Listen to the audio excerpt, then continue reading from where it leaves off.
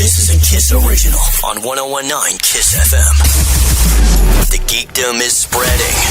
It is present at almost every turn. And it's only a matter of time before it comes for you. Nothing in our solar system can help us. Let the Geek Patrol be your guide as you delve into the worlds of science, gaming, and pop culture. This is Geek Tank Radio. Welcome, everyone. We are the Geek Patrol, and our microphones don't have a stun setting. This season of Geek Tank Radio is brought to you by the 2-Second Tattoo Parlor. Applying tattoos doesn't need to take hours anymore. At 2-Second Tattoo, 10,000 needles will stamp the tattoo into your skin all at once. The 2-Second Tattoo Parlor. Let them stick it to you. Hey, Allie. You know, hey. This is like straight up for you. I think it's a great idea, man. People, you know, this is the impatient generation. They want it all at once, right? Oh, I'm thinking we still need the digital. You don't. The Joe, face tattoos is where it gets tricky. Joe, you don't have any tattoos, do you? No, probably never will. Allie, Yeah. would you want that to happen? It would be all of that pain concentrated into 2 seconds, which would maybe not be the best thing. And also, when you're doing shading, you have to they drag the needle across your skin. So 10,000 needles being dragged across your skin sounds absolutely horrible. bad idea. It's high tech, Allie. Get with the time. So anyway, welcome to Geek Tank, everybody. Wow. Yeah. No, I think this is the the way to the Luddite future. is telling you, the millennial, to get with the time. I don't know how insulted you should be at the moment. I didn't know how far behind I was. Wow. Yeah. You know, hey, you got to suffer for your art, as we say. No. When it comes to tattoos, you're suffering for someone else's art. Okay, sounds good. So, well, I think there may be some suffering today, especially in the random roundup. We're going to celebrate the suffering. We always celebrate the suffering on radio. Yeah. That's why we let Joe lead the show. And we're kind of celebrating Alan's suffering. No, we're not. We miss our buddy Alan. He's replaced. He got his robotic hip attached this week. I forgot that was happening, and I was like, where is Alan? He'll be back. Yeah, he'll be back. Yeah. What is that? We can build him stronger, faster, and better than before? No, not really. We're just Except he didn't spend nearly that much money. Alan didn't become the $6 million man. He's like the $125 guy. I was gonna say they just popped the thing in with Legos. Yeah, he's $125. Yeah, it's like they figured it's easier to replace a hip with Legos than actual, space age material. Oh yeah, absolutely. So, well, speaking of replacing things, it sounds like there's going to be a big discussion today about Kevin Feige over at Marvel. Some concerns have been raised. Some happiness is excited. Brody's gonna probably fight with Andy, and we're gonna sit back and watch and eat popcorn. Okay, yeah, cook up the popcorn. So there's a Netflix Raising Dion. Yeah, there's actually a lot of stuff. And you know what? I gotta quit teasing it all. You don't have to tease it all because they're gonna stay with us anyway. They're gonna stay with it. So it's all coming up. Science next proves it on Geek Tank Radio. Geek Tank Radio. More below. And on 1019kissfm.com. Keyword Geek Tank. Gadgets. Gizmos. Games. Oh my. These guys got their hands on it in the tank. Geek Tank Radio is on. So I know that we've all been really skeptical about EA's Star Wars games. Yeah. Right? Yes. Because and EA in general. Please, Andy, say you're coming to the light side with me. Or the dark side, I don't know. But I saw some stuff for Jedi Fallen Order this week. Right? Yeah. This game looks pretty good. Yeah. Yeah, I know, right? It's dope. I know. I know. We talked about how much is it's gonna be cheap and shallow, and the only thing good about it's gonna be Cameron Monaghan. Basically, we were all saying it doesn't look like it has very much depth. The combat doesn't look that interesting. Yeah. It feels kind of slow. And all that stuff. From watching the gameplay trailer from E3, right? Right. But this game... Okay, so speaking of the combat, because I was, that was one of our concerns. Right. The reason why we loved, Force Unleashed was because you could literally pick up an army and literally crush them into a ball of It was so much fun.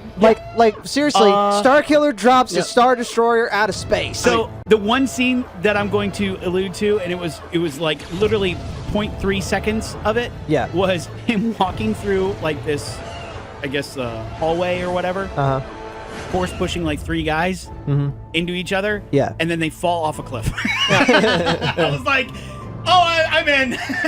Well, okay. So apparently, from what I saw about this game, it is massively bigger than we thought. Yeah, it's Star Wars Breath of the Wild. Or a better comparison, Starkiller God of Star Wars. Yes, it is 2018 God of War size. I know. It is 2018's God of War sized with how much you can do, and Do you think it's gonna have a tree? It'll have to, right? Yes, it has a skill tree. It has multiple skill trees. I really thought you meant just like a tree, and I was like, Brody, I think that one of the planets just might have a tree. See, the thing is everybody's thinking something different. You're thinking regular trees, Andy's thinking skill trees. Brody just wants the Force tree.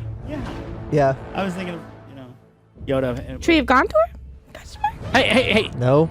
Can you say that on the air? Keep your Lord of the Rings out of my Star Wars. Yeah, keep your rings over there. We got lightsabers. But yeah, it's okay. So You're we're one of looking us. at Which, by the way, I've always thought would be a great. crossover. No, have rings like the Mandalorian.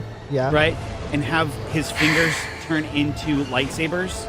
Okay, like the rings emit the lightsabers. Okay, this is when we stop talking about. He has That's when we claws cut or off. something? We got to cut off Brody's mic because if we're going to talk Star Wars theories, we'll be here for the next 9 hours. I don't want to do theories. But so this game though. Yeah. It has. So okay, all right. So we're looking at side quests. We're looking at fully in-depth single-player campaign. Right. We're looking at planets that you can visit and revisit and revisit and revisit. You've got Grand Theft Star Wars. It is a non-linear campaign, right, which means that you can do the planets in whatever order you want. Brody, it has stop dirty. Brody, stop doing the planets. Stop dirty to me. It has Metroidvania style mechanics to where there are areas of planets that you can't unlock right away. When you first visit them, you have to come back later. It has secrets, it has collectibles, it has skins, none of which have microtransactions or loot boxes. You cannot buy them with real money. You have to find them. It just pitched up. You have to find them. You have to your unlock pants them. did. You're dripping. Skins for both your Jedi and the little droid. No. I get a little droid friend. Yes. No. Yes. We have BD1. the ghost. We have the ghost. What the ghost should have been. Yes. Is there multiplayer? No. It is a single player campaign. I was gonna say we should just stream all of us playing it together. It is a single player story. What we could do is stream us heckling Andy as he plays. Because if you've ever watched Andy play a single player campaign, and you sometimes it's just fun because when you heckle him, he actually does better. It's true. Do you go slow? Do you go super slow like me? I'm like, okay. So the first time I was playing through Twilight Princess, I was playing through it at his place because I didn't have a Wii, and I was playing through it at Brandon's house, and his wife Amy, whenever she was home and I was playing, she would just constantly heckle me while I was trying to fight a boss or something. Every single time she would walk through the door, and I'd be like, ugh, and she would go, "You haven't beaten this guy yet?" The very next time I would win. Nice. Yes. Every single time. She would give him all sorts of grief because she'd go over, she'd sit in her little recliner, she'd get her book out. She's not even watching, but she'll look up and go, "Why can't you reach that heart?" And Andy will go, "Oh, boomerang." Oh yeah, there's a heart. So speaking of Zelda, though, this game also has 3D Zelda style puzzle temples. Oh yeah. For you to explore and conquer that have secrets and collectibles in them, including different lightsaber handles. I'm just gonna be singing the Mulan song as I jump through the temple, swift as a coursing river. No, okay. So different lightsaber parts, so you can build new lightsabers, including blades. Yes. And forms. Go on. I'm okay. So my brother and I, the last football game, we all get together to watch. The games, right. And he was like, the ad came on and he goes, we're gonna buy it, right? And I was like, yeah, we're gonna buy it. He goes, it's gonna suck, right? And I was like, yeah, it's probably gonna suck. And then, but it's okay because it's going to take over your life, right? Yeah. And we're okay with that because we're just nerds like that. Yeah. We've done this every single time. It's Star Wars. We all love Star Wars. We're gonna do it. Yeah, ba. We're Horizon Fallen Order. Yes. And so, but now with this new information, yes, because it's not leaked. People are now playing. It comes out next month. Yeah. Yeah. I'm buying it. Should so we excited. pre-order it now? Stop panicking. I'm so excited. But that's the point now. Do we go out now and pre-order it? I mean, no. You think we should wait? No, you do not pre-order this game. And the reason why is there any specials for pre-ordering? Yes, of course there's specials for pre-ordering, but the reason why you don't pre-order is because FEA. Yeah, I know. That's what's holding Because that's what they want. Like, don't buy the big collector's bundle. Don't buy the big collector's bundle. Don't pre-order the game. Don't even buy the physical copy of the game. Download it via the PSN. See, that's the other thing I was going with, man. Do I even buy the box? Like, do I even bother buying the box? No.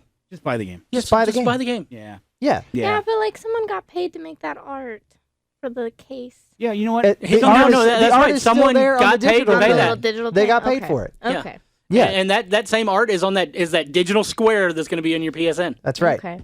Yes. I guess. We're good, right? We're good. Absolutely. Yeah, and yes, I'm going to go ahead and say it. We're going to get this game day one, and we will be streaming it on the channel. Yeah. Not day one, because you're going to have a 14-day, patch. Patch. Yeah, it'll be a huge patch. But once the patch is over. Once the patch is over. 30 hours later. 3 hours later. Oh, my goodness. Yes.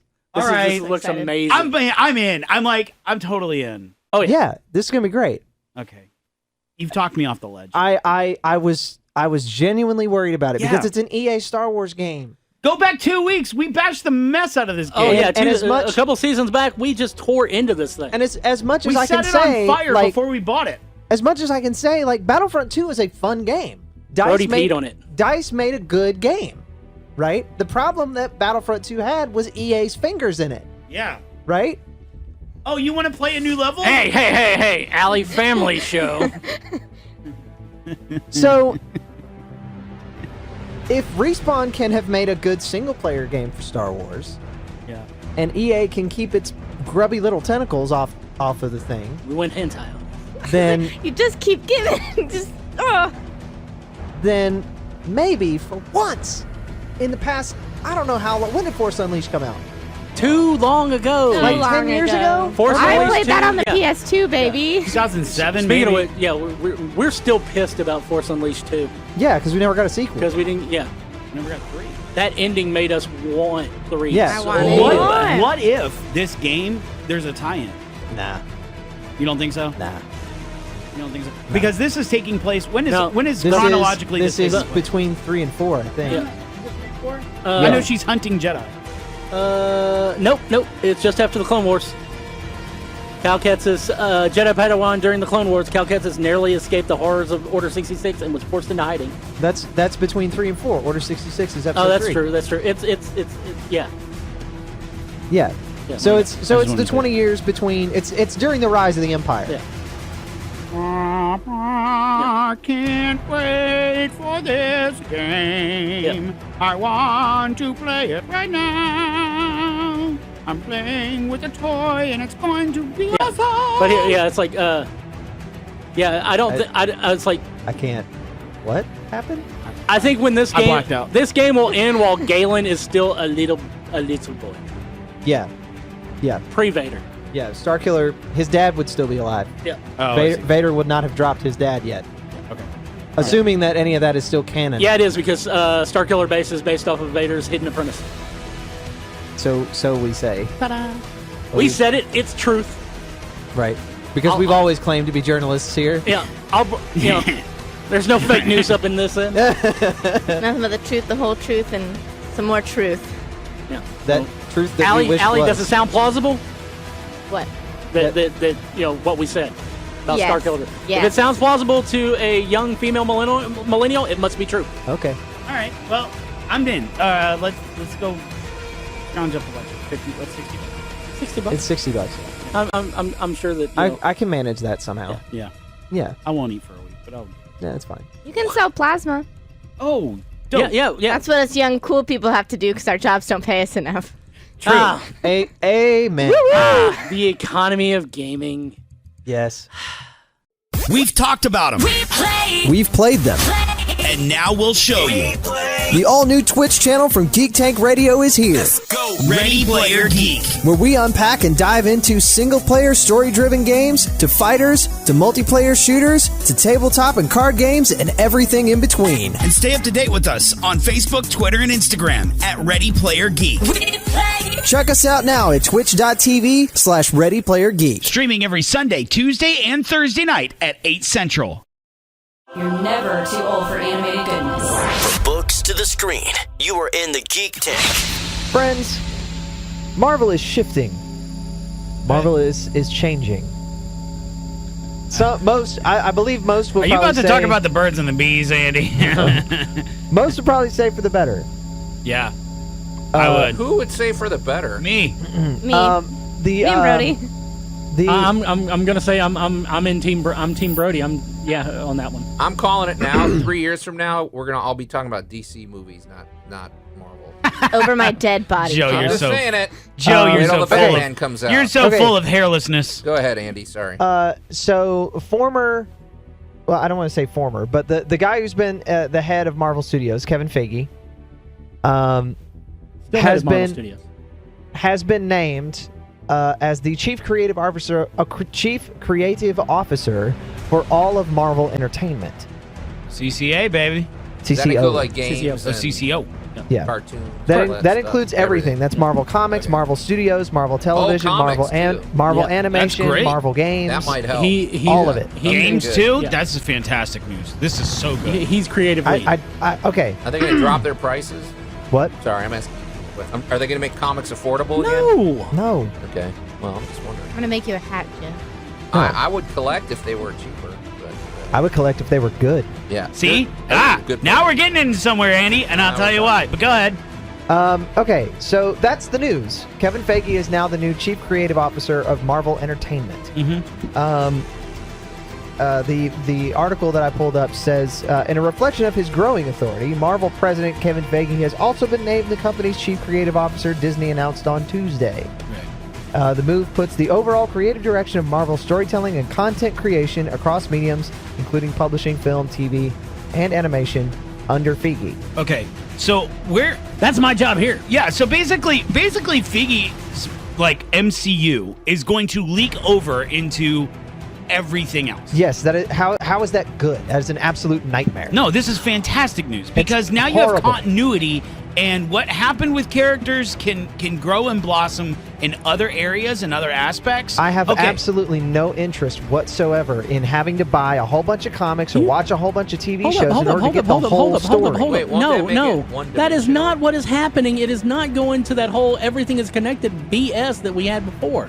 They walked away from that because they know how it screwed Also, up. I agree with him. I don't think that's what's going to happen. But you don't have to buy any damn thing. Last time I checked, you were a grown-ass man. If you don't want to buy something, you don't have to buy it. Okay, but here's the thing. So Feige's MCU, Right.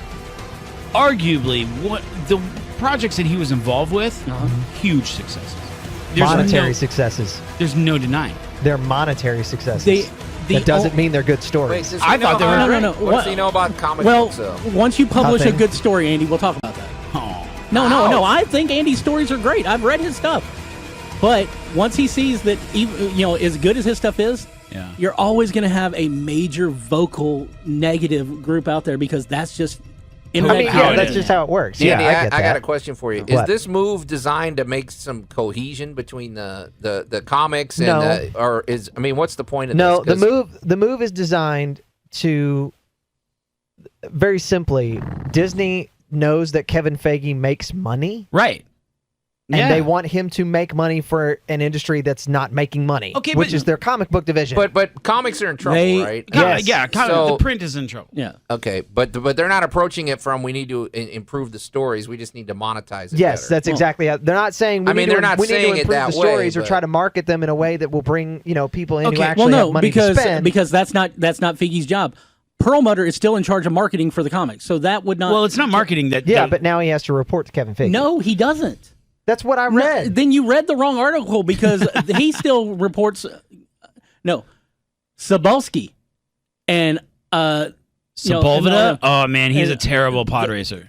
shut up. They have to report. They have to report to him.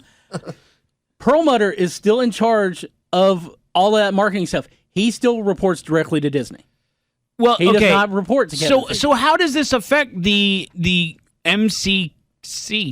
Okay, right. So this was I had concerns about this on multiple levels. Right. One, it takes Kevin Feige's focus away from the MCU where, it's been laser focused the whole time. That's bad news. Right? In my opinion. Well, and spreads him out too far, I think. Oh. Well, you say that, but he already said with the next phase he was stepping back and letting other people tell their stories. But maybe he said that because he knew he was going to be taking on these responsibilities already. Because Endgame and the epilogue of Far From Home is the end of his story. He's basically stepping back. I thought he was going full into Spider-Man. No, he's still a producer and he will be creative executive over it. Okay.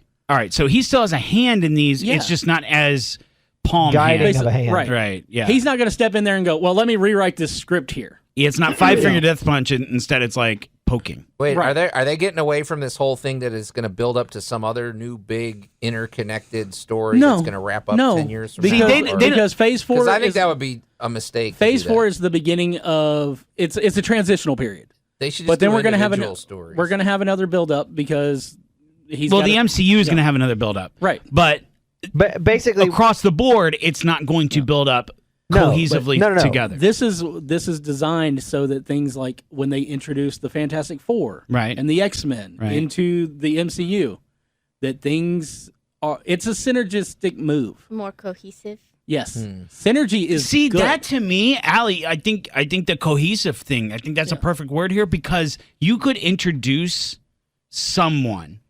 I'm not saying us. We understand who these characters are, right? We've grown up with them. Mm-hmm. But you're talking now about a demographic standpoint, and the demographic is this. I don't know anything other than MCU. Yeah. Okay? Mm-hmm. So you have to introduce these people without creating a $9 billion budget for another movie. Yeah. So they could do something like introducing a character into what would be the MCU with a comic book series, spending a quarter of that, not even a quarter, like an eighth of that, right? Mm-hmm. And introducing a character into that fold that shows up on the screen. Now, granted, the MCU, like real true Marvel fans are going to go, "Oh, that's so and so." But the MCU people are going to go, wait, isn't that the guy from the comic book that we read about 2 months ago? MCU fans are not going to read comic books. They don't.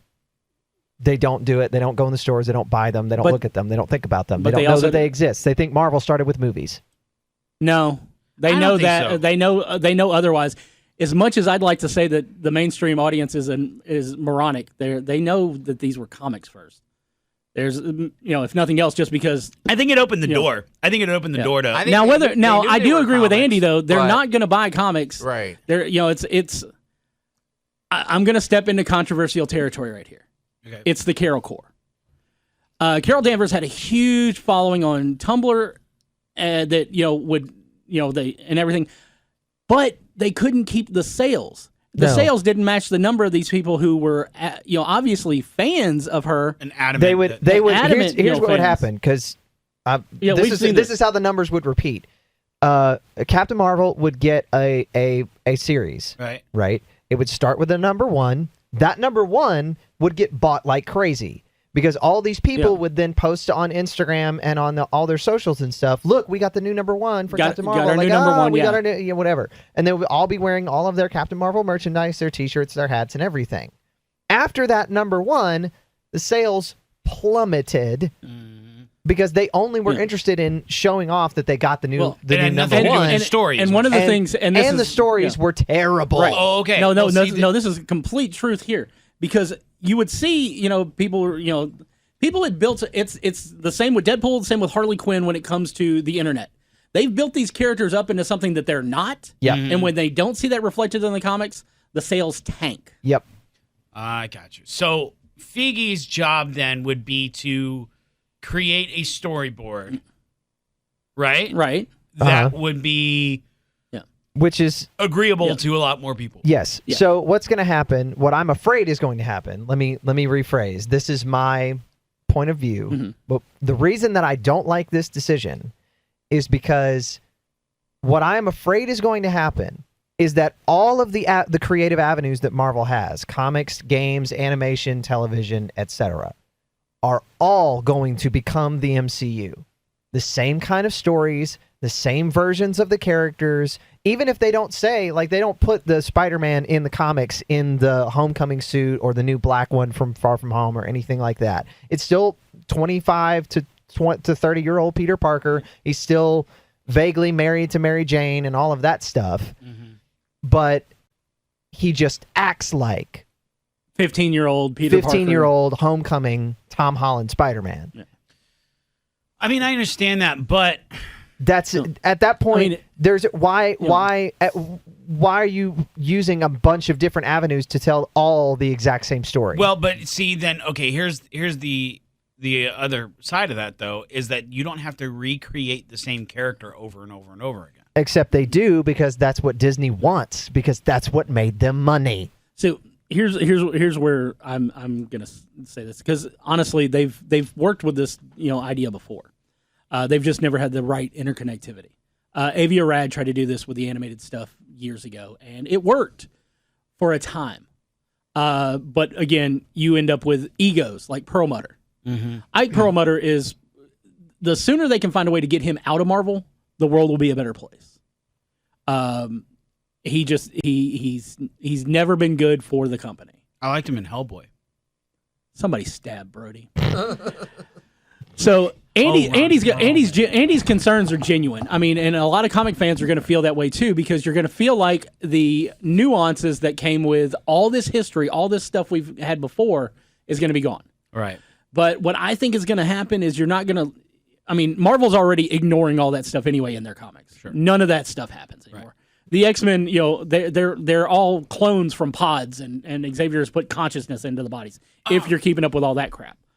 Yeah, see that's which is absolutely the most mind-blowing, horrific thing that I've ever read in the X-Men history. Here's the thing: the stories that have come out of House of X and Powers of 10, the story is written really well. Right. But these are not likable characters. They have basically taken the X-Men and turned them into a fascist, militaristic group. And which is the exact opposite of what Xavier wanted them to be. But now they've got Xavier leading in the you know that you've done a bad thing when you bring you set up thing where every mutant is a welcome into your sanctuary. Apocalypse gets there and he praises you for finally realizing the dream he always wanted for you. Oh yeah, see, you're a bad guy. You're part of the Brotherhood. Yeah, now. that's congratulations. That's pretty much the thing. You've joined the other side. But I can't. I'm trying to look towards a more positive thing.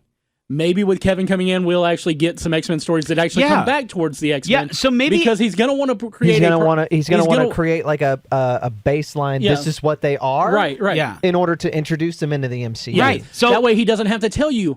Here's Wolverine's origin. Here's that's what my point was. That's what exactly my point was. But the way that the X-Men are now in the comics, that you can't introduce them unless you're going to do like a Sopranos series where everybody's a piece of crap.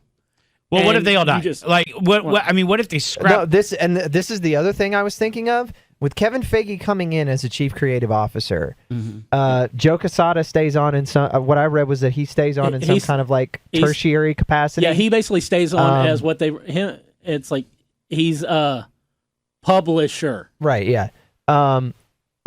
It's him and CB Cebulski is the editor in chief, but CB just bows down to anybody who tells him to do something. Yeah. Right. So Cebulski should have never had that job anyway. That's a whole nother can of worms. But with him coming in, and honestly, part of me says that this would be okay, but basically Kevin Feige rolls in and just goes, "Marvel's having a crisis." Well, okay. They just wipes the slate clean and starts over. Well, okay, I think that's true. My concern with that is that he then goes, "We're now just doing the MCU in comic book form." I think what honestly could happen here is that he's going to take more control over stuff that, quite honestly, doesn't have a fan base anymore. X-Men. You mean comics? You mean Marvel Comics? You mean Marvel Comics? Yeah, but here's the bottom line: is that not recreating the characters that he's already developed to a point where people already know him. He doesn't need to touch them. With a 10-foot pole, he doesn't need to touch those people. Well, he doesn't need to. He doesn't need to. That doesn't mean he won't. But the truth is that as much as you say he doesn't need to from your standpoint, with the words I can't use on the air, Marvel is a complete and utter dumpster fire right now as far as their storylines go. Right. Their storylines are terrible. Their sales are in the toilet. Nothing matches up. It's like you've got great old characters. Okay. And you've got great new characters that are out there that people aren't doing anything with. Is this only then affecting the comic books, or is it going to... it's affecting everything. Well, I understand it literally affects everything, but in your opinion, and he's only going to go after the comic books. No, he's going to go after everything. Right. Okay. Well, how does this affect the games? Do you think that he is not wise enough to think that like the movie storylines are not going to fit in a comic book setting? Like, do you really think he's...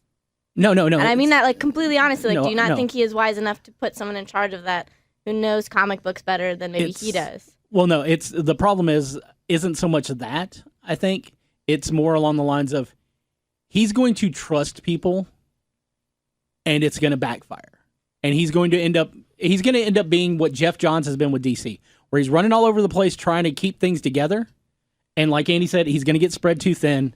And he's going to get burnt out, and things are going to start to, there's going to start to break. That's exactly what DC did with Jeff Johns. He was an amazing writer. Really good writer. And then they start branching him out and having him go to like small, and write storylines. Write episodes for TV. And that was working. And then he's producing. And then they decide to throw him into the movies, and he's writing 4 books, and he's producing the TV series. Another quick... And it's like... Question. Okay. So like, he produces movies, right? Yeah. Yes. And a producer's job is to like delegate things and like produce it and like pick out who he wants to tell the stories. Okay, so would he not be doing that, but just in a larger scale? Like, I think if he's good at producing films, theoretically, he would be good at like picking people to do the things that he wants them to do. It's like choosing a former military officer to head a security company. It doesn't work. Yeah. Because there's a discipline that he's used to working with filmmakers. That is not the discipline you've got with comics. Yeah, especially when you don't pay them. Yeah, these guys do not. People in comics they don't make any get money. paid.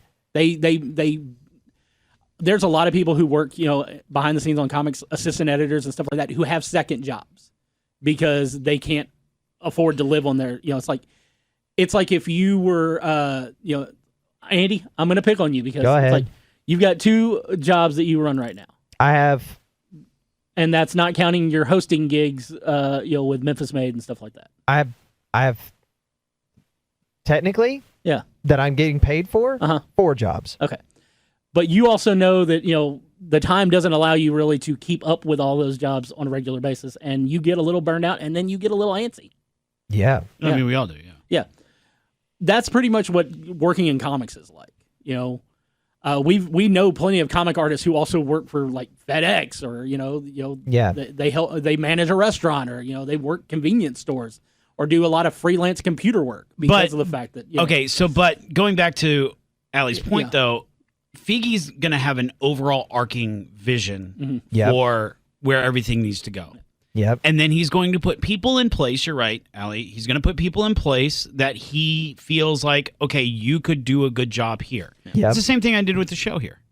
Yeah. Yeah, well, I mean, look how that turned out. That didn't turn out very well, did it? Well, and also, like... look at our numbers. if Disney trusts him enough to put him in charge of something, and I know that their, like, bottom line is making money and stuff like that, but, like, would it not be possible that, like, maybe he would be advocating that these people are getting money so that they are writing better, so they are investing more? Like, I mean, I know there's like a lot of hoops he's gonna have to jump through, and it's that is possible, and that is one good thing that may come out of this is that the comic division or the animation division, they do start making a little bit more money. That's one of the things we're hoping for. But the only way that happens, because Disney has to look at return, right? Yeah. So if they invest more in the comics, but the stories don't change. So, like, if they invest more, they start paying the writers more, they pay out more money to get better artists, because God knows the art in Marvel Comics for the past 15 years has been terrible. If they start shelling out more for better artists, for better, paying more for the writers, paying the editors more, all that stuff, but the stories don't get better and the sales don't go up, we're going to see another 90s bust. That's what I wonder, because there's a lot more money in video games and movies and stuff, so that's going to be the priority. And that's don't you have to trust him to pick good writers that are going to write good stories? We trusted we trusted we trusted Alex Alonso to do that. We trusted Joe Quesada to do that. We trusted CB Cebulski to do that. And Dan Slott still has a job. These are guys who've advocated for the pay. But when it comes down to it, as much as he's got creative control, Ike Perlmutter still pulls the purse strings for the people working in those comics, and that's where we're worried about. Okay, we don't have any problem. We know the games are going to continue to on a course that because when it comes down to it, he's going to look at this and he's going to see where the games are going. And he knows that they're successful already. I know. You and I are both worried about Spider-Man. Well, right? So that was a great game, right? But he's going to. I don't think he's going to touch it. He's going to look at that and go, "This made money. It's fine." I'm not touching that. Right? Yeah. He's going to look at some things. He's going to look at some characters and some things. The Spider-Man game, namely, right, and go, "Okay, bye." Yeah. You don't need me. Money. Go for it. Yeah. You don't need me. Do another one. Do you guys think in the higher ups, and because nobody really wants to say this, but is it? I mean, the business model for comics doesn't work, and where is it written that comics will always exist? And maybe these guys are just it's not going to let it die on the tree. And that's where I was going with this. That's what I wonder. I mean, how much are they going to move? Yeah, it is very, very much possible that Disney looks at Marvel and says, "This is not a worthy investment," and Marvel Comics dies. Let me lay it out for you like this. Yeah. Marvel Comics does not produce Disney character comics. Right. They are farmed out to where the IDW right now? Yep. Yeah. Another independent comic company that Disney has no touch whatsoever. They license their major characters: Mickey Mouse, Donald Duck, Darkwing Duck, the DuckTales, the Muppets. Everything that they touch that is not a Marvel character or a Star Wars character is published at IDW. Yep. It is subcontracted and farmed out to another publisher who has a lower market share. Yeah. But has a higher profit return. But that could be interesting, because then those Marvel comics could be farmed out to there. It's already happening. IDW publishes Spider-Man books. Okay. Yeah, they do. What Into the Spider? It's Marvel Action. Yeah, it's called Marvel Action Spider-Man. And this isn't the first thing that they've done. IDW has been licensing things like Star Wars, comics and everything else. They are geared more towards the widestream. They're geared more towards a younger audience. Meanwhile, you've got a Star Wars series that's going on at Marvel right now that's really good, and it takes place between New Hope and Jedi, New Hope and Empire. And it's been an amazing series. It's ending, right? Which pisses me off. If you look at if you look at Diamond's numbers for top 25 or top 50 comics, number one is usually always Amazing Spider-Man, because it's Spider-Man. It's the best-selling comic in the world. After that, you got a whole run of DC books, right? And then the next stuff that's Marvel is always Star Wars. Yeah. Well, Marvel's characters are rarely breaching the top 25. Yeah. See, that's why, in my opinion, let the comics go. Well, let them go to IDW. I was about to say, not even just that, but what Joe said about the comic industry as a whole, or Marvel's comics dying out. Do you think that's not just an issue with them not maybe writing stories that are good in your opinion, but also as a society, people just don't consume in that way anymore? I think you're right. Yeah. For me personally, I would rather buy one book that has many mini comic books in it for the whole arc, because I don't have the time or the money or the patience to keep up with. I need issue 1, I need issue 2, I got issue 3. If you just give me the whole novel, I want the whole thing. People are buying issue 1s when it comes to floppies, but Marvel sales on trades are also in the toilet. Which DC, they're not losing sales on trades. Their books are still Marvel's top. I looked this up the other day. Marvel's top selling graphic novel of 2018, of everything that they published, was the Infinity Gauntlet. Yeah. Which was a book that came out in the 80s. Yeah. Yeah. So nothing that they have produced in the past 25 years. Even if that's how you want to consume it, Marvel's still tanking on those, because Marvel. I hate doing this because I'm liberal. I like to consider myself, very open to everything. But Marvel decided to go so mainstream identity politics for a while there that everything looked like tokenism. and it didn't look like anything natural or anything, organic. And it really just felt like Marvel was going, look at us standing on the shoulders of others to tell stories that aren't really ours. Yeah. Because you can tell me all day long about feminist icons in, comics. Wonder Woman is number 1 because she just is. Captain Marvel usually comes in number 2 because a bunch of white men told you she was.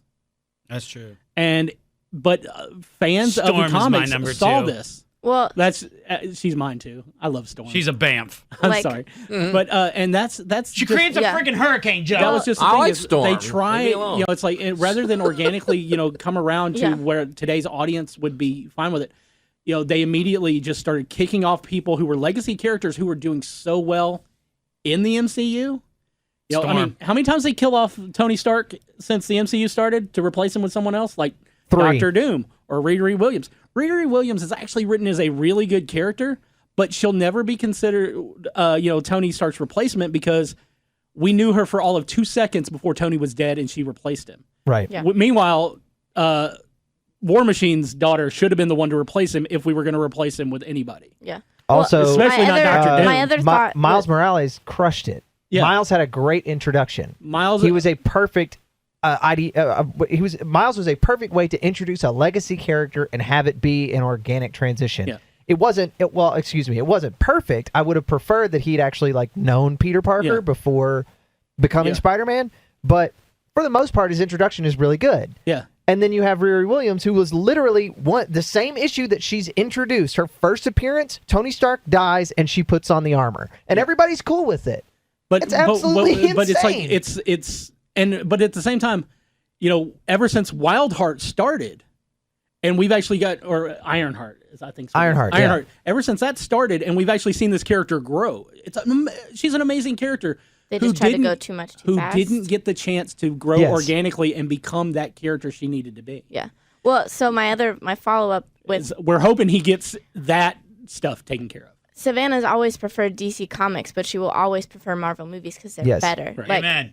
Do you think it's possible that maybe Kevin is maybe aware of that and wants to bring the comics up to where he feels the movies are, so that they can be on top in both departments? I would like for him to feel that way. But you don't think he does? I don't think. I think when it all comes down to it, he was put in charge of this to create a farm so that they just have these characters still there to use in the MCU. Yeah. And the thing is... And that's what we're worried about. The thing is, a lot of... I know that I am in the minority in the room, but I'm not necessarily... and I know I'm probably still the minority on the internet as well, but there are a lot of people who don't like the MCU because the stories are cookie cutter. Well, just here's another movie. They're exactly the same. I hate to say it though, they don't have the rewatch factor for me. And I watch them again, and I'm like, okay, whatever. I think early Marvel movies do. There's a few that I like. Iron Man 1 has a great rewatch value. Yeah. Any of the Captain America films have a good, except for Civil War. I can't really watch that. Yeah, but we say that, but we can totally sit down and watch the airport scene. Yes, the airport scene is great. The rest of the movie's like Civil War. I popped scotch through it. Winter Soldier. I will watch that movie a million times. I just rewatched the entire. Do it all day. Yeah, I just watched the entire Infinity Saga. Yeah, oh, it's so good. My love of Iron Man. Anything the Russo brothers did in the MCU, dude, I'll watch it's so good. And I watched Ragnarok about 1,000 times. And see, this is the thing: is I love Iron Man. I've always loved him in the comics. I cried when Tony Stark died and Rhodey took over for him back in the 80s. Yeah, I mean, I was a kid. It's like. But it's Iron Man. It's like this was the same as Optimus Prime dying or Duke getting hit by a Serpentor's snake. It was horrible. A traumatizing time for a kid. But I have the same problem with Tony Stark in the movies that I have with Michael Fassbender's Magneto. They don't ever actually have any real character growth. Yes. Throughout a ton of movies. Do you mean all of the MCU? Yeah, Tony finally showed character growth in Endgame. No. Tony finally showed character growth in Homecoming. Yeah, and then and then that transition over into like Endgame and because that was when we finally see Tony. Because I mean, no matter what consequences he got, Tony came out on top, smelling of roses at the end, and he never lost any of his arrogance, which we saw in the comics. Especially with like Demon in the Bottle and stuff like that. So as much as I love those movies, I hate what they did with Tony Stark up until the end. But I still think Robert Downey Jr. was like, I would have loved to have seen him perfect casting. I would have loved to have seen him do Demon in the Bottle. Yes, he would have killed it. Or the Mask and the Iron Man. Yes, he would have crushed those stories. Yeah. And they like vaguely touched on them a little bit. Like, what was it, Iron Man 2? Iron Man 2 when he gets drunk at the trashed at the party. Yeah. You're like, okay, so are we going to do this? Are you actually going to have the conversation? Are you going to get deep with this character? No. No, not ever. Why would we do that? Are we going to look into the deep Shakespearean elements between Thor and Loki's relationship? No, let's just have them do Get Help and Ragnarok. Like, so great. It's horrible. I loved it. It's awful. Like, everything about Guardians of the Galaxy, it's the worst movie ever made. No, like, that's a complete lie. That's a complete lie. No. The worst. It is. No, I'm sorry. It's not The Room, but everything about excuse me? Gosh, yeah. Everything about the climax of Guardians of the Galaxy, it's awful. Like, I don't want the MCU to become the comics. No, well, to a certain degree, though, I do. Because there is at least a continuity factor. The continuity is less important than character development, and the MCU has none. But you know who these characters are. You know what to expect from these characters. And in the comic books, I'm going to be honest with you. When I pick up a comic, I have no idea who that character is. Even though I bought it for the character, I have no idea who that character is as soon as I start reading it because of the pure and simple fact that there is no continuity with that character. If I pick up a Marvel's Black Panther, never had continuity. If I pick up a Black Panther comic, then maybe that's a problem. And that's the problem. Yeah, well, see, and that's the thing is Marvel's while DC has kept their continuity to a point where it got to be a liability, and then they had to do a crisis in order to fix it 8 times. Marvel basically you do a run of X-Men. Right. Let's say Chris Claremont, love him to death. He's going to be here at the Comic Expo this weekend.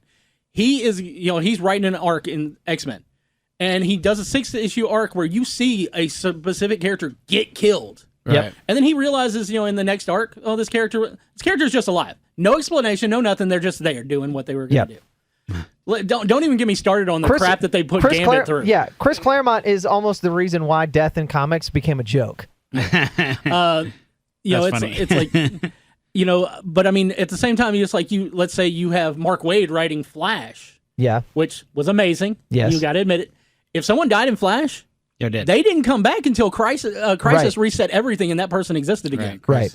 And that's why DC Comics is always, and also, as much as I love the whole everyman story that you get with Marvel characters, the icons of DC. Yeah. I want a pantheon. Difference. I want something to look up to. I don't want to I love Spider-Man, but at the same time it's like I don't want to read about Peter Parker upset because he's not going to get his science fair project done in time, because we know when it's all said and done it doesn't matter, because Peter's worst stories were written when he was a kid. Yes, they were. His best stories were that entire that whole jump of the MCU where Kevin Feige himself said, I think everybody knows the best Spider-Man stories happened when he was in high school. No, they didn't. I'm sorry. I did the math. I literally did the math. 1963. He was in Amazing Fantasy 15 comes out 1963. 1963 to 1966. That's the time frame in which he was in high school. Amazing Spider-Man number 31 is when he starts college, and from that point forward, he meets Harry Osborn and Gwen Stacy and there's one other character whose first appearance is in that book, Amazing Spider-Man number 31. Harry Osborn, Gwen Stacy. That's when the stories actually started getting good. Jonah? No, Jonah is introduced in Spider-Man 3. Jonah's been there forever. Was that when we got Kirk Connors? Yes, it is the first appearance of Kirk Connors. Because he's a college professor. Because he's a college professor.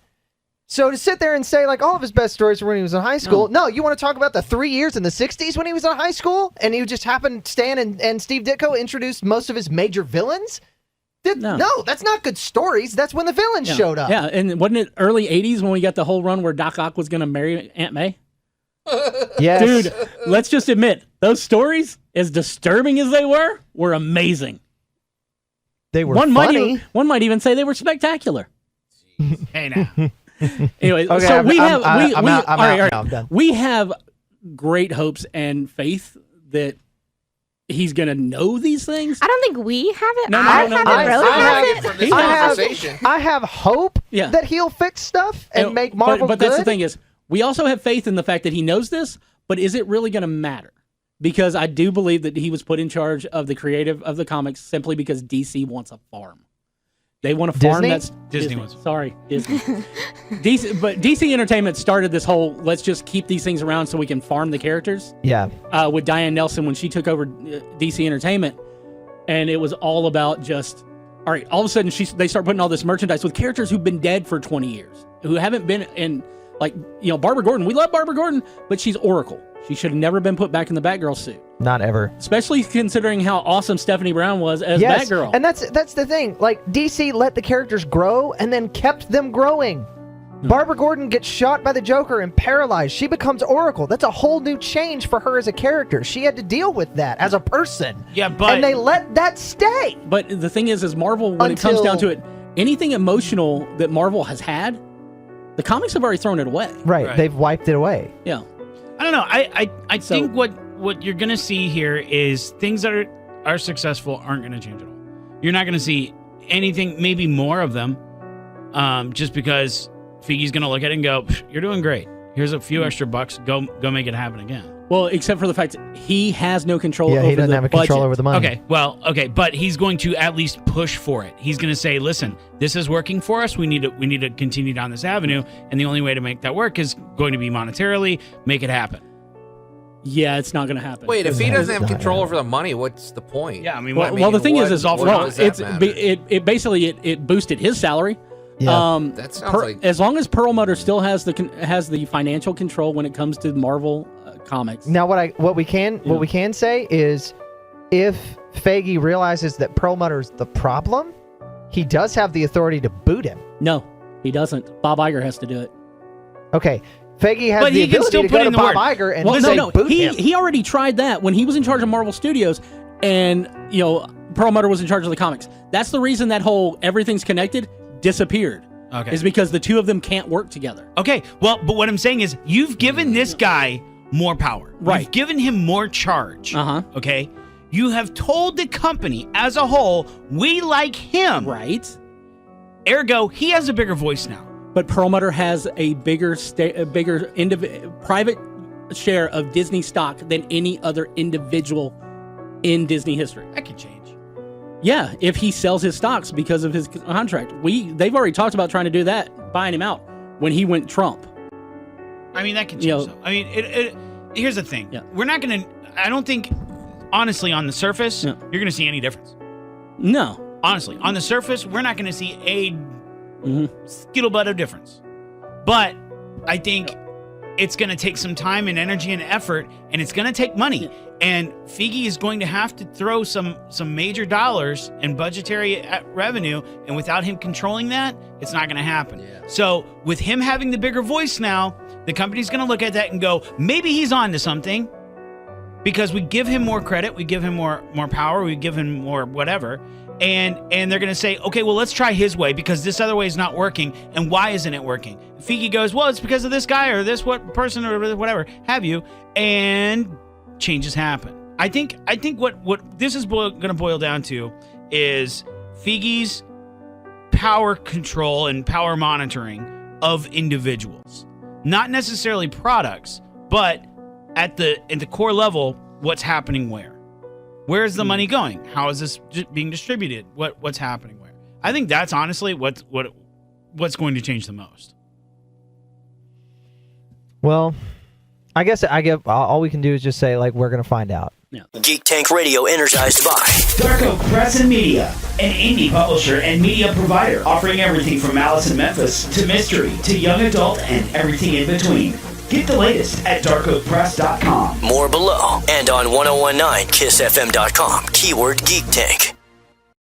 From the silver screen to your home screen. Geek Tank Radio is on. Okay, so Zombieland 2, after 10 years, I'm just going to say they didn't miss a step. No, they didn't. It was really good. All right, I was expecting to go into this and going, oh, God, it's another retread. But, man, that was really good. I think I'm in love with Madison. Yeah, she's my favorite. She's somehow alive. It's like, how are you still alive? All right, for those who don't know, so Zoe joined the, or Zoe Deutsch? Yeah, I don't know how to pronounce her last name. Something weird. But she's awesome. And she joined the cast this time around, along with Rosario Dawson, who did she play, Allie? Nevada. Or who do they call her? Nevada. Doesn't matter. If we get a Zombieland 3, she's Reno, so it doesn't matter. That's right. Oh, sorry, spoilers. There's going to be a lot of spoilers here. We also saw Luke Wilson show up as yes. Tallahassee Point 2. 2.0, yeah. And Thomas, I can't remember, Middleditch. Thomas Middleditch, who is, you know him from all those really annoying Verizon commercials. As he was Flagstaff, who is the, actually, I would say he's the better version of Columbus. Yeah, kind of. I liked his commandments a lot more than I liked, the rules, because the commandments are actually worded in a way that makes sense. The rules are like, well, okay, he's an internet troll, basically, coming up with these things. Yes. But, it's been a few years along the way. They've been living in the White House. I would love to live in the White House. That sounds like the best place to be for an apocalypse. Tallahassee has been raising Little Rock as if she is his own child. And doing a superb job. Absolute best dad ever. He gave her Elvis Presley's gold-plated pistol that he gave to Nixon. So yeah, it was pretty awesome. I think though that we get to see the evolution of the zombies. We now know that there are what they call homers, who are dumb zombies. Then you have the intelligent ones that are called Hawkings, the stealthy ones that are ninjas, and we see the evolution into the T-800s. Hell yes. Which those don't matter how many times you shoot them in the head, in the face, in the chest, they don't stop until you completely destroy the head. Yeah, I like that there's variety too. Like, it's not all just like one zombie. They're not all like dumb zombies. Yeah. They're not all like impossible to kill zombies. Yeah. Well, it's like the homers. They don't run. They kind of stagger along. They're your classic zombie. Yeah. The Hawkings still don't really run so much, but they have some brain activity. They're a little speedier. The ninjas are, of course, they're like Power Rangers. They want to eat your brain. It's honestly the most terrifying one. Yeah, really. The Hawkings are scary, but the ninjas are, that's nightmare fuel. On you. Nightmare fuel. We also learned that a nut allergy causes the same symptoms that turning into a zombie does. I saw it coming, honestly. Like that scene, I leaned over to Dylan and I was like, I knew it's like shock. Anyway, so we get to see how the world has fallen apart, and we also get to find out that Graceland here in wonderful Memphis, Tennessee, got destroyed. But a little ways down the road, there's a hotel that I don't think actually exists here. Actually, I think she's kind of based in what used to be the Heartbreak Hotel, which isn't here anymore. Okay. But of course in 2009 it still existed. So it was really weird to see so many landmarks that we know don't exist anymore. Yeah. Especially as Memphians. But it was definitely funnier than the first one. There's so much more humor in this one, but it does not in any way negate the the action. There's way more zombies in this one too. Oh yeah. Good zombie killer. That's one thing you can say about the original Zombieland is it was boring in certain points. It's like, okay, we get to see the coming of age stuff, but I do think that I like the story progression in the first one better. Yeah. But I will say this one was, I think, funnier and a little more action. And of course, we got to see the introduction of what would be a sanctuary world, the Babylon, where no guns, hippie lifestyle, love, peace, and veganism basically, and weed, lots and lots of weed. So much weed. Where do you get the time while running from zombies to grow that much weed? Also, I noticed how much resources everyone has and the amount of electricity everyone. I guess this is still early apocalypse. It just sometimes was a little strange to me. I was like, wow. I made this comment really during the original surviving. Zombieland. I made this comment. I was like, and I'll to my dying breath, I will continue to say, a double tap is a waste of ammo. If the first shot puts them on the ground, hit them with your melee weapon. Yeah. Also, if you can get away with not using your gun, don't, because they're attracted to noise. Yeah, just seems a lot of it seemed like a little foolish. Like when they were in the mall and he was just like shooting stuff for funsies, and I was just like, "What? You're being so loud." Yeah, it's like and wasteful. So yeah, like, conserve your ammunition. Now, and I know this is America. There's a ton of it everywhere, but like, I do. down. I do love the that point when they get to Babylon and Tallahassee is refusing to give up his guns, and he sounds like your typical conservative Republican politician. Yeah. Like, oh, that's so cute. You're gonna try to take my weapons from me? Yes. And then of course Columbus's line of, "Well, you could leave him in the car that he just blew up." Oh, it was so good. I liked it a lot. It was really good. And of course, guys, it does have a nice little stinger about midway through the credits. Not even fully midway, they had like 3 credits. You know, you get the credits rolling, and of course Jesse Eisenberg, who cannot shut up, starts narrating again, and they give you a really good flashback to what happened with Bill Murray on the day the outbreak began. Well, first off, he kills Al Roker. It's beautiful. And he kills Grace Randolph. And I'm sure there's a lot of people who were excited about that.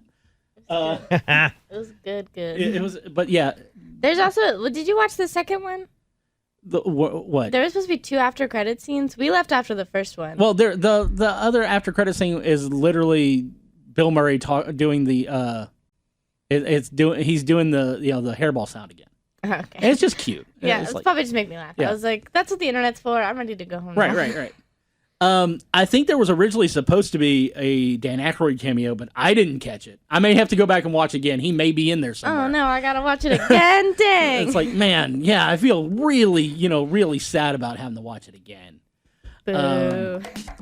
But yeah, I think overall, for being 10 years after the original, it's still just as much fun as it was then. Yeah, it was good. It was fun. There was good character development. Everybody had some growth. Yeah, and we love Madison because there's no reason this girl should still be alive at all. My literal one problem was that she had her nails done like super well done, like not like just nail polish, but she had acrylics on, and unless she stole that from somewhere in the mall. Well, I mean, yeah, she probably just doing her nails. Yeah, she's sitting in a freezer. Yeah, I guess. But all by herself. Hard to do. I don't know if she could pull off she had nice almond shapes. Okay, those are hard to do. All right, but it was good. Apparently, manicures do exist. I guess I'll survive. Yeah, you'll be all right. Yeah, you'll be fine. Anyways, guys, when we get back, I'm going to tell you all about the emotional turmoil I went through watching Jay and Silent Bob Reboot. We've talked about them. We've played them. And now we'll show you. The all-new Twitch channel from Geek Tank Radio is here. Let's go. Ready Player Geek. Where we unpack and dive into single-player, story-driven games, to fighters, to multiplayer shooters, to tabletop and card games, and everything in between. And stay up to date with us on Facebook, Twitter, and Instagram at Ready Player Geek.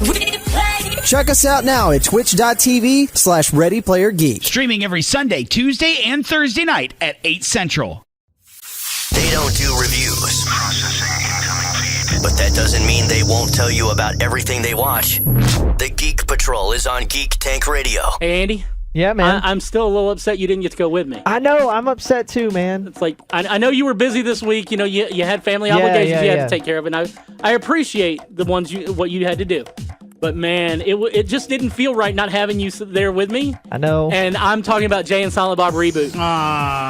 Oh, you want to talk about? Did you go get some movies afterwards, dude? No, dude, I went to work. Yeah.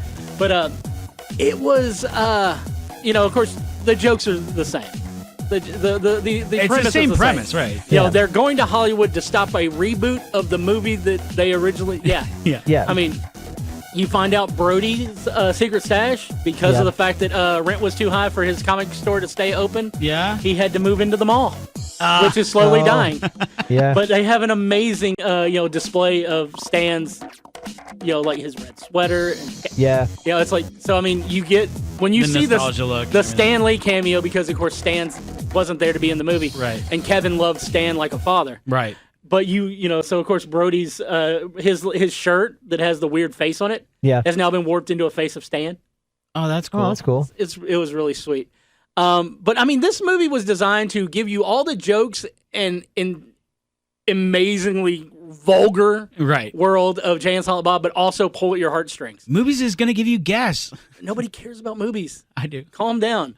But because the best scene is when they're going through the laser beams and she farts. Joe, you'll like this story right here. So the movie starts off because I never saw the movie. Like Clerks. What? All right, the movie starts off like Clerks. Black and white. Dante pulls up to the quick stop. Nice. And he gets out. And about the same time he gets out, a SWAT team shows up. And they SWAT guy throws him down on the hood of the car, and he's like, he's like, "You're looking for Randall Graves? I'll tell you exactly where he is." But that's not. So I mean, they basically show up to raid a new business that has gone in where RST Video is, because RST has been replaced by a red box. Okay. So, and there is a new a new baked chicken store. Yeah. I'm not going to tell you the name of it because, well, this show is PG-13-ish. Right. But of course, immediately I get to go, hey, I know that guy. Because one of the head SWAT guys is David Dismalchin. Oh, he's in there. So, it's like, you're sitting there, it's like, hey, I know that guy. Yeah. I hung out with him. He was awesome. I was wondering why I saw pictures of him on the internet. Yeah. Kevin Smith. Okay. And then, of course, Jay comes running out of the thing, and he's got a gas mask on, and he's holding two marijuana plants. Yeah. And, of course, it's Jay. I mean, there's he tells him, drop your plants. Yeah. Well, Jay drops the weed and then drops his pants. Right. And does the whole Wild Horses thing from, Clerks 2. Right. Bob comes out. Of course, they get arrested. You end up with them in a court, very empty courtroom. But you've got Joe Manganiello as the bailiff. Craig, this is star-studded. Craig Robinson is the judge. I've always been amazed at Kevin Smith's ability to not spend money on a movie and still get every star. Everybody. Yeah, everybody's in it. So, dude spends $4 million making a movie. But Justin Long shows up. Justin Long shows up as Randy Brandon, who was his character he played in Zack and Mary Make a Porno, which is not Kevin directed it. Kevin wrote it. A View Askew universe, but it's not a View Askew universe movie. Yeah. So we're he's interlocking all of his movies. All at of this his. point. Wait a minute. Yeah, Does including. this include his horror films? We don't see anything from Red State. We don't necessarily see anything from Tusk. But Miss Mackenzie, Colleen M's mom from Yoga Hosers, is Missy Mackenzie from Jay and Silent Bob Strike Back and Jay and Silent Bob Reboot. Colleen's mom. Also, there. Hang on, we need some yarn. Yeah. So we need the murder board. Where's the murder board? We need the murder board. The stuff hanging from the ceiling. But we get through this, and turns out that there's a new movie being made, and of course it's a new Blunt Man and Chronic. It's Blunt Man v Chronic, right?